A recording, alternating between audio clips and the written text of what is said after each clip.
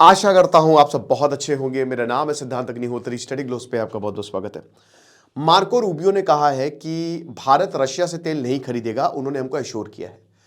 Munich conference हो रही है जर्मनी में और वहां पे कहा गया है ये स्ट्रैटेजिक ऑटोनॉमी हमारे इतिहास का हिस्सा रही है। सीधा सीधा जयशंकर ने अमेरिका के ऊपर निशाना साधा है। क्या सच्चाई है? रिलायंस को जो है वो लाइसेंस मिल गया है वेनेजुएला में। एक एक चीजों पर बात करेंगे। एनसीईआरटी साइंस का, भाई साइंस आपकी मुट्ठी में। आईआईटीएन प्रशांत सर हमारी कोर फैकल्टी जिन्होंने यूपीएससी को कई बार निकाला है। यूपीएससी कवर होगा, स्टेट पीसीएस कवर होगा, ये सब कुछ आपको मिलने वाला है। प्रीलिम्स के क्वेश्चंस, आप एग्जाम की तैयारी कर रहे हैं या नहीं भी कर रहे हैं तो साइंस के लिए ये बहुत ही शानदार कोर्स है। डिस्क्रिप्शन कमेंट बॉक्स में लेंगे। तो पहली खबर यही है कि भाई अमेरिका ने कहा है कि देखिए हमने टैरिफ हटाए हैं और टैरिफ हटाने के बाद, टैरिफ हटाने से पहले भारत ने रशिया से ऑयल इंपोर्ट बंद कर दिया। देखिए उसका रीजन है, हम सबको पता है कि भारत जो है, भारत रशिया से तेल खरीद रहा था। जब यूक्रेन रशिया वॉर छिड़ा तो भारत ने डिस्काउंटेड प्राइस पे तेल खरीदे और वही जो तेल है वो यहां पे यूज हुए। आप भूल जाइए, देखिए सरकार कहीं ना कहीं लोगों को इतना सोचती है नहीं, चाहे कोई भी सरकार हो। तो ये तो आप भूल जाइए कि आपको घटे प्राइस मिलेंगे, है ना। वो अपना जो भी डेफिसिट है ना वो ये पेट्रोल से ही पूरा करती है, इसलिए पेट्रोल जीएसटी में भी नहीं है, ठीक है। तो रेवेन्यू का बहुत बड़ा हिस्सा होता है। तो आप भूल जाइए, कितना भी कम हो जाए ना, फ्री में भी अगर पेट्रोल मिल जाए तो हमको 100 रुपए का ही मिलेगा। तो अब क्या है कि यहां हमने डिस्काउंटेड प्राइस पे तेल खरीदा, जियो पॉलिटिक्स के हिसाब से हमने पूरे यूरोप को तेल बेचा और हमने डोमेस्टिक भी यूज किया। अमेरिका को पसंद नहीं है, अमेरिका ने बोला इसकी वजह से वॉर हो रही है। खैर डोनाल्ड ट्रंप के ईगो को सेटिस्फाई नहीं किया था, बट डोनाल्ड ट्रंप को हमने दिखा दिया कि तुम अगर नहीं हो तो यूरोप है। हमने उनके साथ ट्रेड डील साइन कर ली, सबसे बड़ी डील साइन कर ली। और अमेरिका ने तब धर के गरियाया था अभी जब ट्रेड डील साइन हुई थी कि ऐसे कैसे भारत कर सकता है, और यूरोप को गरियाया, पर उससे कुछ हुआ नहीं। खैर उसका वो रीजन नहीं है, बहुत लंबे समय से भारत और अमेरिका के बीच में ट्रेड डील नेगोशिएशंस थे, वो चल रहे थे और फाइनली एक ट्रेड डील अमेरिका और भारत के बीच में साइन हो गई। अब दोस्तों ये इस बेसिस पे हुई है, 50% से 18% पे टैरिफ आया। जो एडिशनल 25% रशियन ऑयल के लिए लगाए थे वो भी हटा दिए कि भारत ने बंद कर दिया। लेकिन दोस्तों नवंबर में अमेरिका ने सैंक्शंस लगा दिए थे। तो जो सैंक्शंस थे कि रशिया से कोई तेल नहीं खरीदेगा, उसी का ही पार्ट था। भारत इसलिए भी तेल नहीं खरीदा और कहीं ना कहीं भाई अमेरिका का प्रेशर था। इसी दौरान वेनेजुएला के राष्ट्रपति मदुरो को अमेरिका ने उठवा लिया और अब जो है अमेरिका ने सारी कंपनीज को बुलाया कि तेल खरीदो। ज्यादातर कंपनीज ने मना कर दिया, तो आप एश्योरेंस दीजिए। लेकिन इंडियंस, देखिए मैं मानता हूं कि बहुत चीजें हैं, लेकिन इंडियंस की धाक पूरी दुनिया में है और इंडियंस को पूरी दुनिया पसंद तो जरूर करती है। तो भैया यहां रिलायंस ने इधर वेनेजुएला में जो है वो लाइसेंस ले लिया। हालांकि आपको बता दूं कि इससे पहले भी वेनेजुएला से ऑयल जो है रिलायंस खरीदता था। जामनगर में बहुत बड़ी रिफाइनरी है, ठीक है ना। तो यहां पर रिलायंस इंडस्ट्री ने अमेरिका से, क्योंकि अमेरिका ही कंट्रोल कर रहा है वेनेजुएला को, तो अमेरिका से इंपोर्ट लाइसेंस ले लिया है, ठीक है। अब दोस्तों जब अमेरिका ने लाइसेंस दिया है, जनरल लाइसेंस रिलायंस को दिया, इसमें लीगली जो है आप क्रूड ऑयल, मतलब सही तरीके से आपको कोई रोक टोक नहीं है। जो कच्चा तेल, आप कच्चा तेल आप पेट्रोल के लिए यूज कर लो, आप जेट ऑयल के लिए, जेट फ्यूल के लिए यूज कर लो, किसी के लिए भी, वो रिफाइन करके आप देखो क्या करना है ना। ये वही बात है कि हमने आपको चावल दे दिया है, चावल इंपॉर्टेंट है ना। अब उससे आप बिरयानी बनाओ, चाहे पुलाव बनाओ, चाहे सादे चावल बनाओ, वो आपके ऊपर डिपेंड करता है। तो ये जो कच्चा तेल मिला है, अब आप इसको लीगली यूज कर सकते हैं। और ये इसलिए बड़ी बात है क्योंकि ज्यादातर कंपनीज जो है ना, हमारी एचपीसीएल इंडियन कंपनीज, क्योंकि हमको तो ऑयल चाहिए कहीं से भी आए, हमको तो तेल निकालना है सबका। लेकिन बाकी कंपनीज, अमेरिकन कंपनीज, उनको चाहिए हमको दो सिक्योरिटी, कल को हमारा पैसा ना डूबे। तो क्या अमेरिकन सरकार इसके पीछे खड़ी है? क्योंकि वेनेजुएला में सिक्योरिटी नहीं है, तो क्रूड ऑयल जो है वो वेनेजुएला से मिलेगा। अब रिलायंस परचेज कर सकता है, खरीद सकता है यानी कि तेल को, और बेच सकता है, रिफाइन कर सकता है उस वेनेजुएलन क्रूड ऑयल को जो कि एक्सट्रैक्ट नहीं है या जो एक्सट्रैक्ट कर लिया गया है। तो दोनों ही केसेस में रिलायंस जो है वो एक बड़ा प्लेयर साबित होगा। एक तरीके से फ्री पास है कि वेनेजुएला का तेल आपका है। ओके, रिलायंस के लिए क्यों मैटर करता है? क्योंकि बता दूं कि दुनिया की सबसे बड़ी रिफाइनिंग कॉम्प्लेक्सेस में से एक रिलायंस है। जामनगर में सबसे बड़ा रिफाइनिंग कॉम्प्लेक्स खोला हुआ है गुजरात में, और ये प्रोसेसिंग में माहिर है। रिलायंस इंडस्ट्री जो है वो रिफाइनिंग में माहिर है, उनका सबसे बड़ा बिजनेस है पेट्रोलियम का। ऐसे ही मुकेश अंबानी इतना पैसा नहीं कमा रहे हैं। ओके, उसके बाद जो वेनेजुएला के ऑयल ग्रेड्स हैं वो डिस्काउंट मतलब अगर ग्लोबल प्राइस की बात करते हैं, जैसे पूरी दुनिया में ऑयल प्राइसेस काफी ज्यादा है, बट वेनेजुएला में आपको आधे से आधे में मिल जाएगा।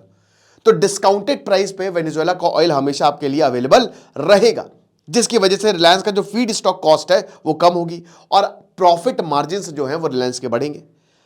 अमेरिका ने वेनेजुएलन ऑयल पर सैंक्शंस लगाए थे और काफी सालों से हैं। इससे पहले रिलायंस जो है वो वेनेजुएला में था और वहां पे वो एक्सपोर्ट इंपोर्ट करता था, ऐसा नहीं है। लेकिन 2025 के सैंक्शंस के बाद डायरेक्ट इंपोर्ट्स पूरी तरीके से बंद हो गए, क्योंकि वेनेजुएला पर भी सैंक्शंस लगाए थे। वेनेजुएला रशिया एक ही बास्केट में थे, राइट। और इससे पहले लगभग 20 लाख बैरल्स के करीब जो है वेनेजुएलन क्रूड ऑयल जो है वो रिलायंस खरीदता था। जैसे विटॉल, जिस जाहिर सी बात है अमेरिका उसको परमिशन देता था। बट स्ट्रैटेजिक इसलिए स्ट्रैटेजिक है क्योंकि सबसे पहली बात तो रिलायंस अपने क्रूड ऑयल सप्लाई को डाइवर्सिफाई करेगा। रशिया है आपके पास, बट आप जितना ज्यादा डाइवर्सिफिकेशन करेंगे उतना अच्छा आपके लिए होगा। और हमारी जो एनर्जी पॉलिसी है उसके साथ भी शिफ्ट होता है। और इंडियन ऑयल कंपनीज जैसे हिंदुस्तान पेट्रोलियम हो गया या वीएनजीसी हो गया, वो सब जो है, मतलब ओएनजीसी हो गया, वो सब जो है वो भी अब लाइन में आ गई है। क्या हमको भी तेल, भैया हमने क्या ऐसा बिगाड़ा है, हमको भी तो ना, ये चीज है। क्या इंपैक्ट होगा भाई? जाहिर सी बात है कि भारत 80% तेल, नेचुरल गैस, ये सब एनर्जी हम इंपोर्ट करते हैं, ये दिक्कत है हमारे साथ। तो रिलायंस इंडस्ट्री का ये जो मूव है ये दो तरीके से हेल्प करेगा। पहली बात, वेनेजुएला का जो क्रूड ऑयल है, मैंने क्या बताया, वो डिस्काउंट पे आता है, तो सैंक्शन रिस्क है नहीं है। सैंक्शन देखिए बायर्स लिमिटेड है, बहुत लोग वेनेजुएला के तेल खरीदने के लिए सामने नहीं आ रहे। तो डिस्काउंटेड प्राइस जाहिर सी बात है कि जो इंडिया के एवरेज कॉस्ट ऑफ इंपोर्ट है उसको कम करेगा और उससे भारत का जो डेफिसिट है वो कम होगा और जो रिफाइनिंग मार्जिन है वो भी ज्यादा बढ़ेंगे। भाई जाहिर सी बात है कि ये जो क्रूड आप डिस्काउंट पे खरीदोगे, उसके बाद इससे आप पेट्रोल डीजल बनाओगे, तो जो पैसा जो ग्लोबल मार्केट में आप बेचोगे, तो जो रशिया के तेल के साथ हो रहा था वो आप वेनेजुएला के तेल के साथ करोगे, तो आपके प्रॉफिट मार्जिन, जो ग्रॉस रिफाइनिंग मार्जिन होते हैं जीआरएम, वो अच्छे खासे होंगे रिलायंस के। फिर उसके बाद रशिया को छोड़ के आप यहां पे आ रहे हो, एक वो भी बेटर बार्गेनिंग है और अमेरिका आपके साथ है, तो ये एक और अच्छी बात है। आप जो भी बोलो, बट अमेरिका मार्केट नहीं, रशिया मार्केट नहीं, अमेरिका मार्केट है। अमेरिका पे इन्वेस्ट करता है, एक सप्लायर पर डिपेंडेंस नहीं है। फिर जो पेट्रोल डीजल प्राइसेस है वो नहीं घटेंगे, ये भी आप मान के चलिए, क्योंकि मैंने क्या बताया कि सरकार की टैक्स और सरकार की पॉलिसी, ये सब पेट्रोल प्राइस को इन्फ्लुएंस करते हैं। पेट्रोल घटेगा तो नहीं, लेकिन बढ़ेगा भी नहीं, तो ये एक अच्छी चीज हो सकती है। और बाकी जो इंडियन रिफाइनर्स है, जैसे इंडियन ऑयल कॉर्पोरेशन हो गया और हिंदुस्तान पेट्रोलियम हो गया, मैंने क्या बताया, वो भी लाइन में है, उनमें कंपटीशन आएगा। अब ये सरकारी कंपनी भी सोचेंगी कि भैया रिलायंस बाजी मार रहा है। वैसे में रिलायंस के ज़्यादा पेट्रोल पंप आपको देखने को नहीं मिलते हैं। ग्लोबल ऑयल मार्केट इंपैक्ट होगा, ज़्यादा वेनेजुएलन ऑयल जो है वो मार्केट में एंटर करेगा, ग्लोबल क्रूड सप्लाई जो है वो बढ़ेगी, ठीक है। लेकिन रिस्क है, याद रखिएगा कि ये सब अमेरिकन डोमिनेटेड है। अमेरिका ने भले ही आपको लाइसेंस दिया है, बट अमेरिका अगर सैंक्शंस लगा दे या ग्रिप टाइट कर दे, फिर आप क्या करेंगे, इंपोर्ट्स तुरंत रुक जाएंगे और फिर बहुत बड़ी क्राइसिस। यानी कि एक तरीके से अमेरिका का कंट्रोल रहेगा, ठीक है। जो अमेरिका बोलेगा वही होने वाला। पेमेंट मैकेनिज्म कैसे होगा, ये कॉम्प्लिकेट होगा। शायद रुपया जो है वो और गिरे डॉलर के मुकाबले। और पॉलिटिकल शिफ्ट जो है वेनेजुएला में अगर हुआ तो फिर सप्लाई, क्योंकि अभी तो खैर मचादो प्रेसिडेंट नहीं है, अभी तो खैर डिएगो को ही, जो नाम भूल गया, उन्हीं को, जो वाइस प्रेसिडेंट थे उन्हीं को ही बनाया गया है, बट डेल्सी रॉड्रिग्स, ठीक है, उनको बनाया गया है। बट वो कब तक है, मान लीजिए कुछ रेवोल्यूशन हो गया या लोग सड़कों पे आ गए, हालांकि देखिए हाईली अनलाइकली है, क्योंकि पहली बात निकोलस मादुरो से वैसे भी लोग खुश नहीं थे। वहां डॉलर बहुत पहले से ही चल रहा है, वो 5-6 सालों से ही वहां पे डॉलर चल रहा है, तो अमेरिका को वैसे भी वो काफी अच्छे से एक्सेप्ट कर रहे हैं। अब सबसे बड़ी बात यह है कि अमेरिका ने आखिरकार ऐसा करने क्यों दिया। देखिए, वेनेजुएला पे आपने कब्जा तो कर लिया, आपने वेनेजुएला को ले तो लिया, बट भाई उसके बाद क्या, बहुत बड़ा क्वेश्चन है ना। आप रिसोर्सेज के लिए वेनेजुएला में गए, तो जाहिर सी बात है कि दुनिया को भी ये दिखाना है ना कि वेनेजुएला के साथ खड़े हुए हम, तो वेनेजुएला पर प्रेशर कम करना है। और जाहिर सी बात है कि देखिए अभी रशियन ऑयल अच्छा खासा आ रहा है, और भाई जो भी बोलो गल्फ है, बट गल्फ अमेरिका को पसंद नहीं करता है। गल्फ का एक भी देश अमेरिका से पसंद नहीं करता, वहां के लोग अमेरिका से नफरत करते हैं। बिजनेस इंटरेस्ट है तो अमेरिका को भी अपनी धाक जमानी है। उसको पता है कि आगे आने वाले समय में तेल एक बहुत इंपॉर्टेंट फैक्टर होगा, तो इसीलिए हम चाहेंगे कि अमेरिकन डोमिनेटेड ऑयल सप्लाई जो है वो मार्केट में आए और भारत हमारे साथ अलाइंड हो। सिंपल सी बात है, ये जियोपॉलिटिकल है कि कुछ भी करके भारत हमसे दूर ना जाए। भारत रशिया के पास जा रहा है और चाइना रशिया अलाइंड है, ट्रोइका की बात चल रही है, शंघाई कोऑपरेशन ऑर्गेनाइजेशन में साफ साफ दिख गया। तो भारत, ये अमेरिका को पता है कि भारत दुनिया का सबसे बड़ा मार्केट है, और अगर हम इतने बड़े मार्केट को लूज कर देंगे तो हमारे लिए दिक्कत है। और भारत की स्ट्रैटेजिक बैलेंसिंग है। भारत, भाई देखो, भारत जो है वो अभी तक रशियन तेल खरीद रहा है, बट अब हम वेनेजुएला से खरीदेंगे, तो जाहिर सी बात है कि पहले रशिया ने बोला कि हमको ऐसा कुछ बताया नहीं गया है, बाद में बोला कि भारत को जो करना है करे, बट रशिया पर इंपैक्ट होगा।